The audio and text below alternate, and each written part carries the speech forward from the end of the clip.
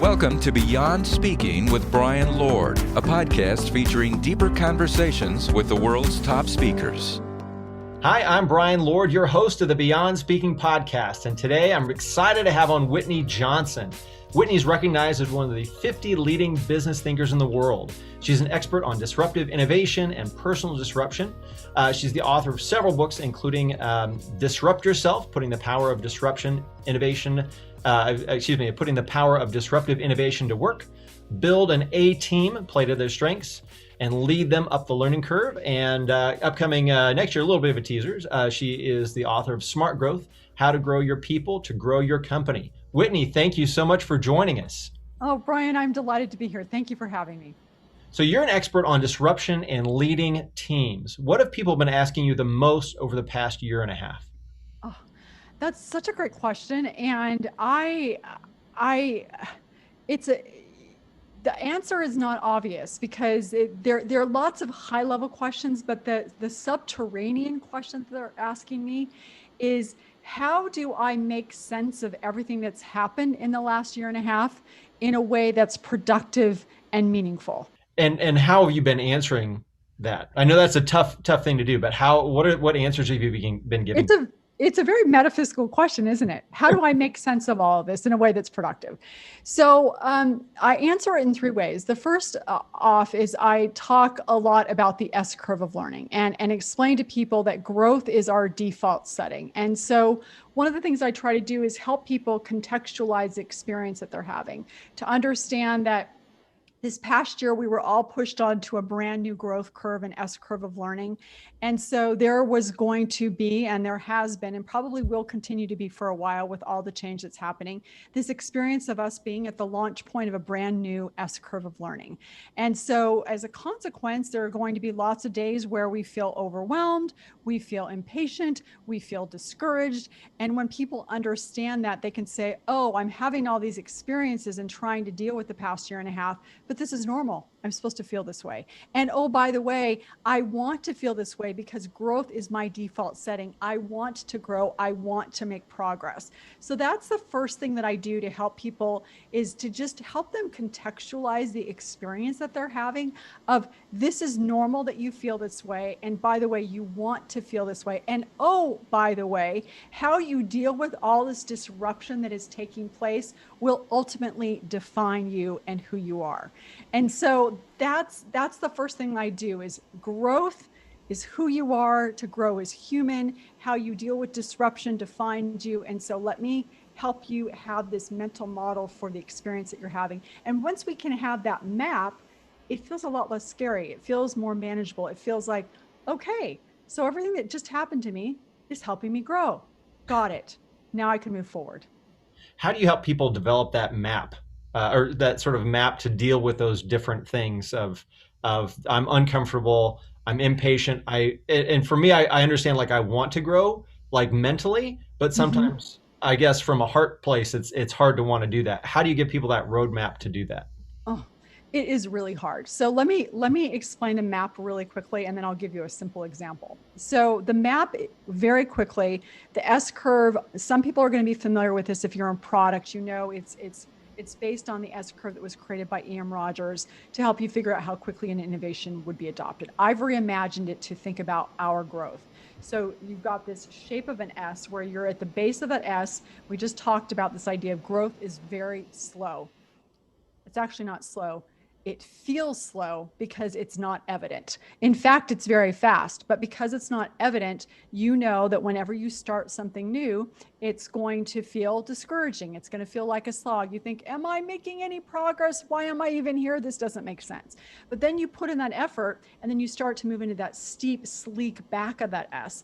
And now you're in this place of hypergrowth and exhilaration. And whereas everything felt really, it took a long time for anything to happen. Now, in a little time, a lot happens. So you've gone from this feeling of slow to fast, and then you get to the top of your S curve. And this is the place where you figured everything out. You know exactly what you're doing. It's now become pretty easy. but you're, oh, by the way, a little bit bored. And so what you need to do, so now it not only feels slow, it is slow. So you've got slow, fast, slow. You've now got this mental model to understand, in order for me to grow, I need to be able to go move through this growth cycle, I need to be able to learn and leap and repeat. Now, once you've got that mental map, how do you use it? Simple example. We won't talk about COVID. I'll talk about going on a vacation. I realized that our family wanted to take a vacation last December. I then realized, ooh, I'm really apprehensive about taking this vacation. Why? Because I am not good at taking vacations. Why? Because going on vacation means you're going to go somewhere that you aren't usually, doing something that you don't usually, potentially doing it with people that you don't usually. That sounds like the bottom of a new S curve to me. And so what I did is at the beginning of the vacation, I said, all right, here's what I'm going to do. I'm going to be on a new S curve. I'm going to feel uncomfortable. I'm going to feel awkward. I'm not going to know exactly what I'm doing, but that's okay. I'm at the bottom of the curve. And that gave me the ability to be kind and compassionate. And it didn't mean bad idea to go on a vacation. It just meant, oh yeah, I'm doing something new. And so that's how that map helps you. And then it helps you at the high end when you're in a job, you're doing work, you love the people you're working with, you actually really like the work, but you're like, I got to do something else. I can't do this anymore. I know I'm really good at it, but I can't keep doing it. That's because you're at the top of the S curve. Again, doesn't mean there's anything wrong with the people that you're working with or what you're doing. It just means inside of you, you need to keep growing. And it's a call to, you're at the top of the mountain, you got to keep climbing, you got to find a new S curve.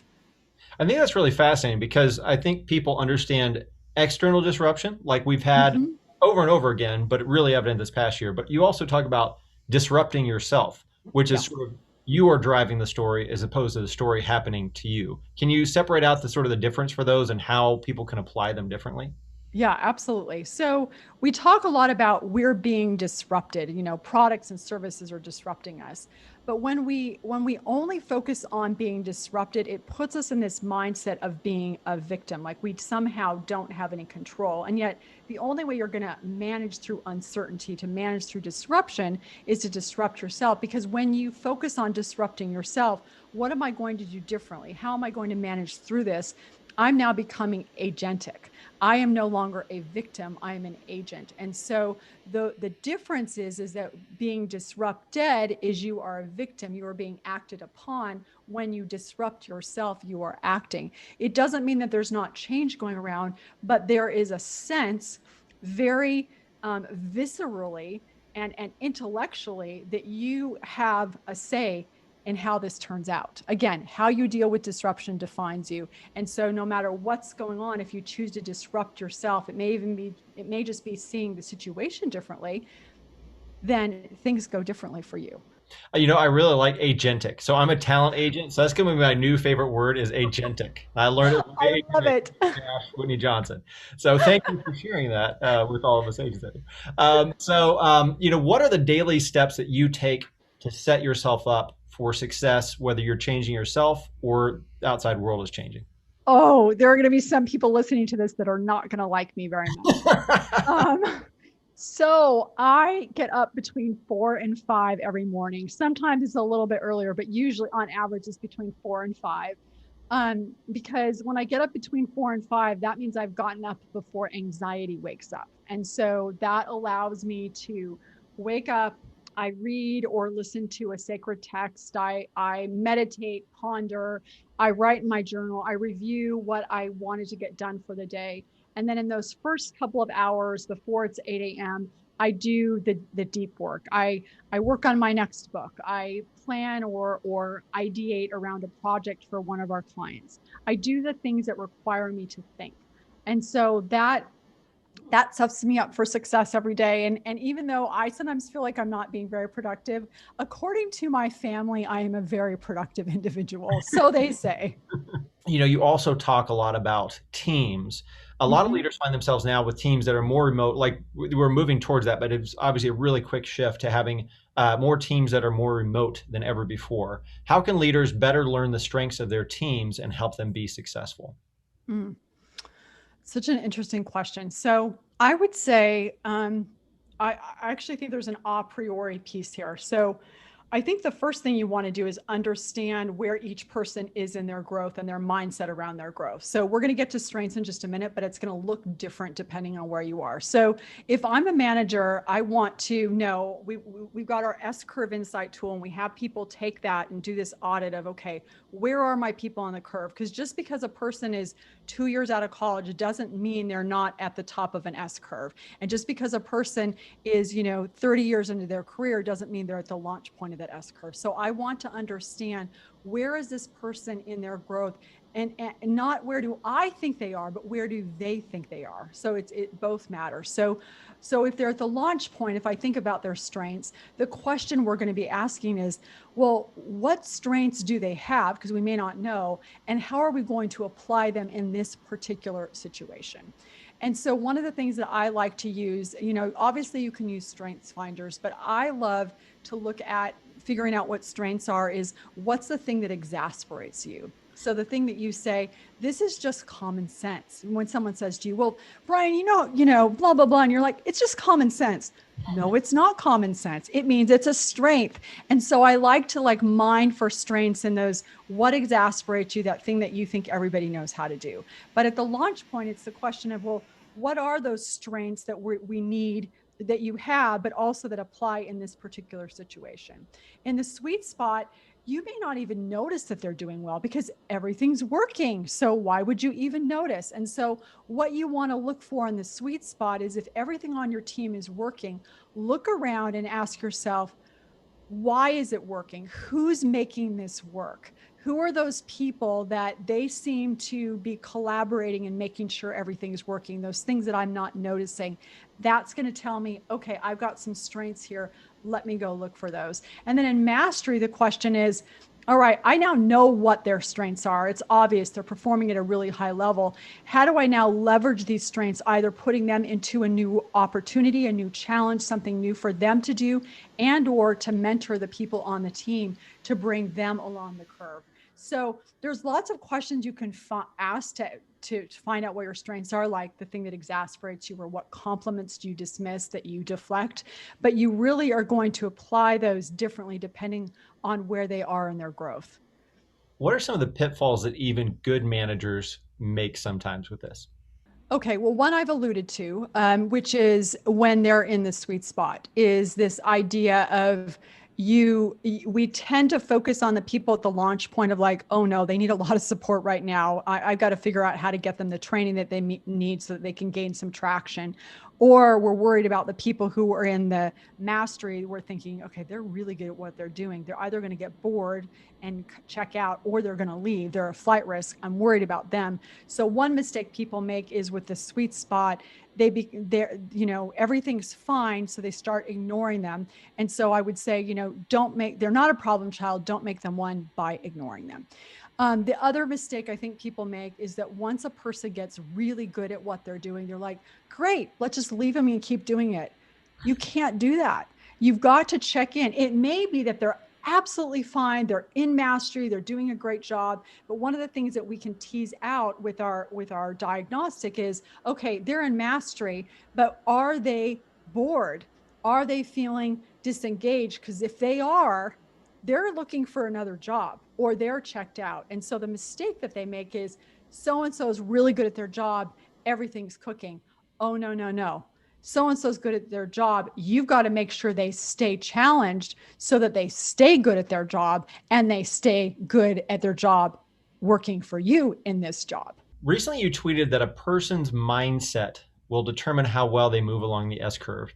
How do you figure that out? And then how do you develop confidence and conviction along those lines? Yeah. So the mindset, it's this question of, there are a couple of things going on. Do I have a growth mindset? So I'm at the bottom of this S curve. Do I believe that I am capable of moving along this curve? Because sometimes we get it. So we've seen this over the last year and a half, right? We've seen some people who have been pushed off onto the new S curve. We all have been, who we have seen them grow tremendously over the past 18 months. We also have people who have been pushed off the S curve who are just they're floundering. They're foundering and floundering because they don't have this belief of I'm in this new place and I don't know what to do and I'm not sure and I don't quite believe that I can make progress from here. And so what we're looking for is, does this person believe, even though they're at the launch point of that S curve, are they not in a place where they're performing, trying to prove to everybody that they know what they're doing? Are they instead in this place of experimentation, this place of learning, this place of iteration, this place of, oh, I just got this feedback that this isn't working. Okay, what do I need to tweak? Because I can change. This isn't about my identity. This isn't a referendum on me. This is just an experiment, launch point, new information. I'll tweak it. I'll move up that S curve because I've taken my ego out of the equation. And so you can actually have confidence even at the launch point, but it's confidence that you'll figure it out. And then once you move off the launch point, then you've got confidence because you're now actually good at what you're doing. So confidence really plays into a lot of these different things. And, we've just come through a time where fear played a really big role in people's lives. How would you encourage someone to dare, dream, and do? So here's the first thing that I would say is that, so we have a garden and my husband, planted blackberries and strawberries and raspberries, and it's just this beautiful little paddock, this beautiful plot of land, and the blackberries, we're getting lots and lots of blackberries right now. Well, one of the challenges that I have when I go down into that garden is to not focus on the blackberries or the raspberries or the fresh tomatoes or the fresh kale, but to see the weeds on the ground and how we need to pull those weeds. And one of the things that I have to make a very deliberate choice to do is to not focus on the weeds, not focus on this thing that is somehow marring the beauty of this garden that we have. Instead, to focus on the raspberries and the strawberries and the blackberries. And so one of the things the piece that to answer your question is, I remember when COVID first hit here in the United States back in March and everything shut down. I remember being really afraid. I thought it was 2 days. My children said it was 2 weeks because our children always tell us the truth. And after about 2 weeks, I realized I have to make a choice here. I have to choose. Am I going to be filled with fear?